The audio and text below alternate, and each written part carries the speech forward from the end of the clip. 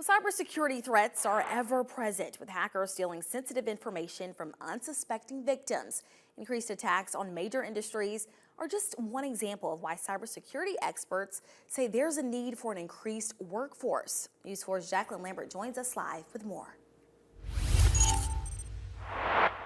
Bayla, recently, cybercrime marketplaces have had credentials for sale for Lockheed Martin, the Army, and the FBI because of info stealing malware. Enterprise High School is working to answer the call for local cybersecurity professionals.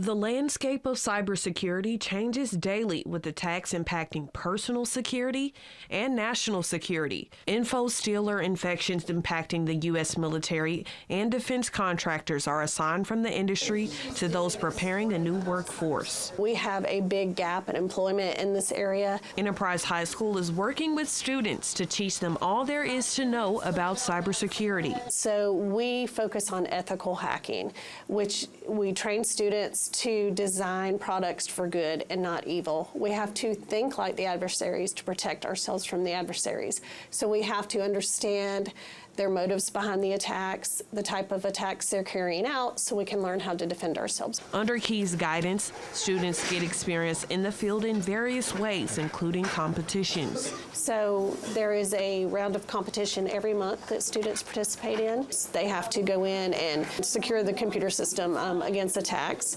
That is hands-on experience, skills that they can put on a resume. They can also graduate with an industry-recognized certification and go straight into the workforce. Students like Brianna plan to take a different route after high school. Taking this course teaches a lesson that everyone can learn. Cybersecurity is such an integral part of our community and our daily lives now. With medical files, banking, if your stuff is not properly protected, then you risk having it all exposed, and that's just slowly been taught to me. For students like Sawyer, what started as an interest in computers has crafted a pathway to college and a career.